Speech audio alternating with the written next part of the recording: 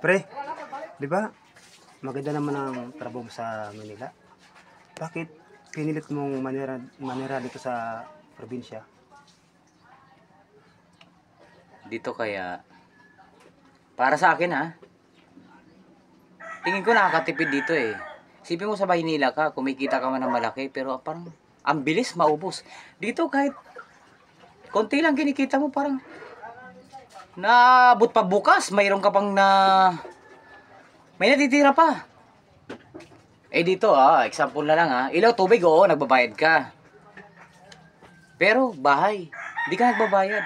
Kahit paano, mas okay dito sa probinsya.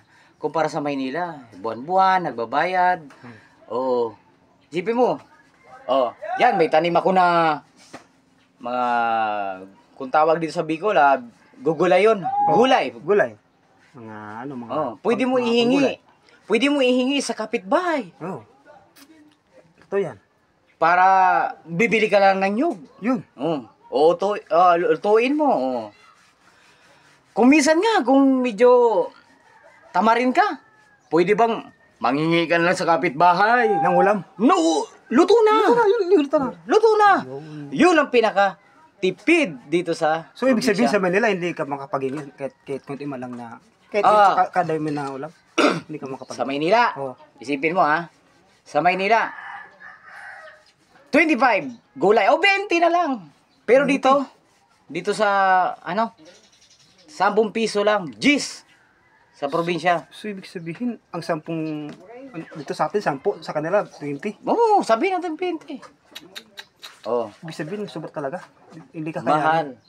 Kaya, ang kaibahan sa probinsya at sa Maynila, malaki.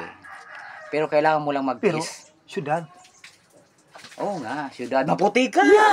yun ang... Maputi! Kasto kung gutom ka naman.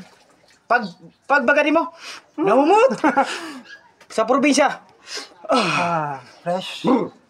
Pero, masasabi mo na kahit kubo-kubo lang. Di mo masabi na barong-barong. Barong-barong, iba man siguro barong-barong ba? Ibang barong-barong. Kumpara sa kubo-kubo.